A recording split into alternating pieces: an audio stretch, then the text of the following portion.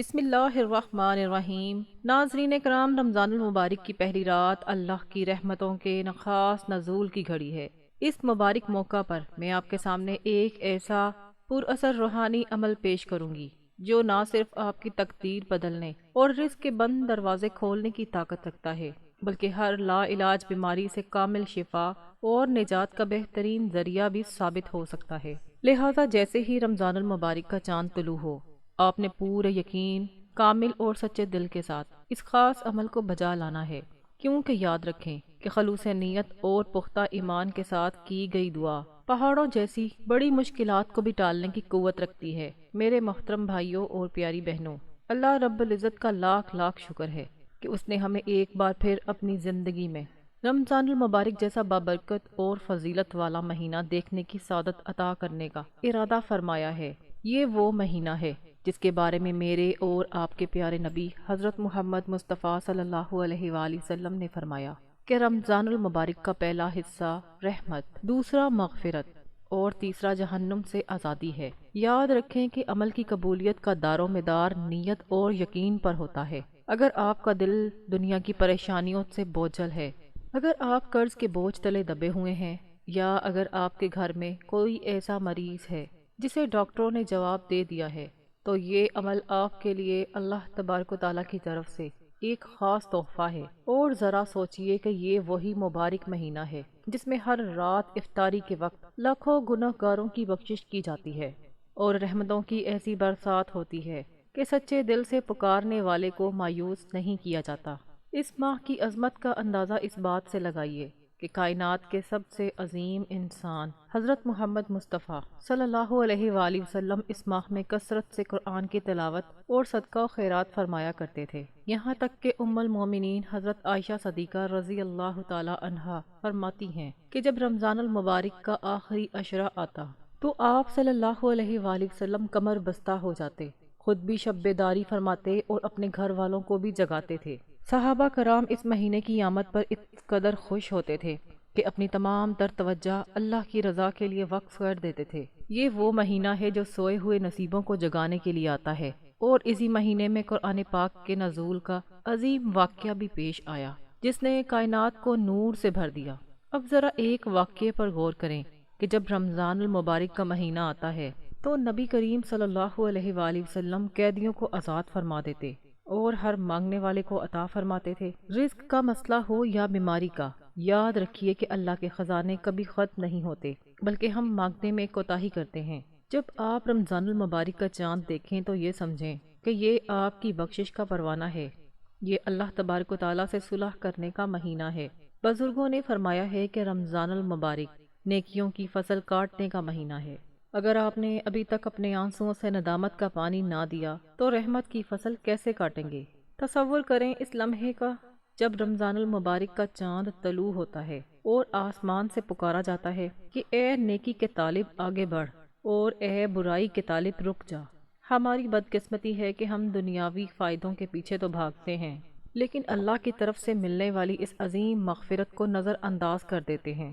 رمضان المبارک کا چاند دیکھتے ہی جو کیفیت آپ کے دل پر طاری ہونی چاہیے وہ یہ ہو کہ یا اللہ، میں نے زندگی غفلت میں گزاری، لیکن اب تیری رحمت کے دروازے پر حاضر ہوں۔ ناظرین، بس تھوڑی ہی دیر میں وہ عظیم تسبیح آپ کے سامنے آنے والی ہے جو آپ کی دعاؤں کی قبولیت کی چابی بن جائے گی۔ حضرت انس بن مالک رضی اللہ تعالی عنہ بیان کرتے ہیں کہ جب رمضان المبارک کا مہینہ آتا ہے تو نبی کریم صلی اللہ علیہ وآلہ وسلم فرماتے کہ تمہارے پاس برکت والا مہینہ آ گیا ہے جس میں ایک رات 1000 مہینوں سے بہتر ہے۔ سبحان اللہ، کتنا خوبصورت منظر ہوگا جب مسجد آباد اور گھر اللہ کے ذکر سے منور ہوتے ہوں گے۔ آج ہم پریشان اس لیے ہیں کہ ہم نے ان بابرکت راتوں کو لایانی کاموں میں ضائع کر دیا ہے۔ یاد رکھیے کہ بہترین رزق سکون قلب اور ایمان کی سلامتی ہے۔ اگر گھر میں بے برکتی ہے تو اس کا حل اللہ کی طرف رجوع کرنے میں ہے۔ یہاں ایک اہم بات یہ بھی سمجھ لیں کہ اللہ کے کچھ بندے ایسے ہوتے ہیں جن کی افطاری کے وقت مانگی گئی دعا فوراً قبول ہوتی ہے۔ اسی لیے میں آپ کو وہ خاص عمل بتاؤں گی جسے کرتے ہی آپ کی زندگی میں معجزات شروع ہو جائیں گے۔ اس وظیفے کی تفصیلات بس چند لمحوں کی دوری پر ہیں۔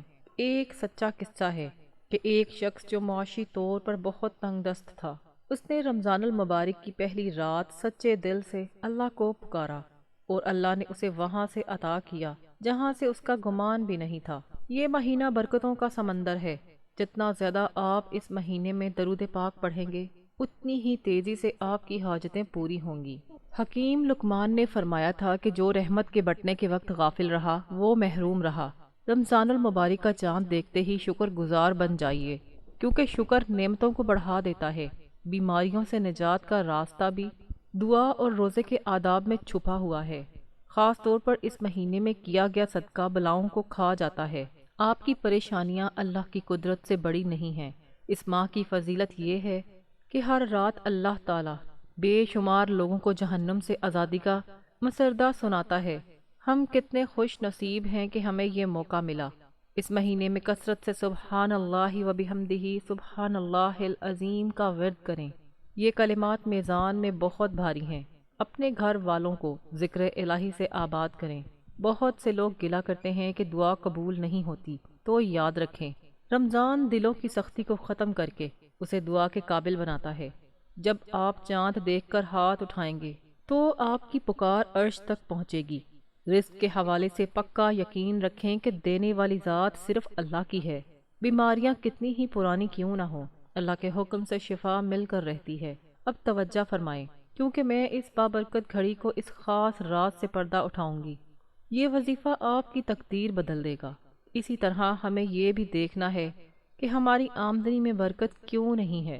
ہمیں چاہیے کہ ہم رمضان المبارک میں اپنی کمائی کو پاک کریں اور حرام سے بچیں، کیونکہ پاکیزہ رزق ہی سے دعا میں اثر پیدا ہوتا ہے۔ صحابہ کرام رمضان المبارک میں استغفار کی کثرت کیا کرتے تھے۔ کیا آپ نے کبھی غور کیا کہ اللہ نے یہ مہینہ کیوں دیا؟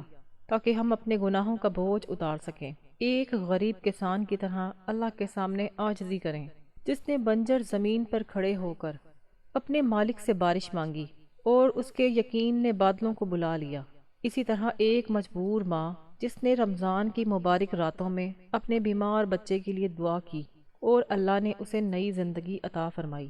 یہ سب قرآن اور ذکر کی برکتیں ہیں۔ رمضان المبارک کا چاند ایک پیغام ہے کہ اللہ اپنے بندوں کو معاف کرنا چاہتا ہے۔ جو اس مہینے میں بھی سستی کرے گا وہ واقعی محروم ہے۔ رزق کی فراوانی کے لیے سورۃ اخلاص کا ورد اپنے معمول میں شامل کر لیں۔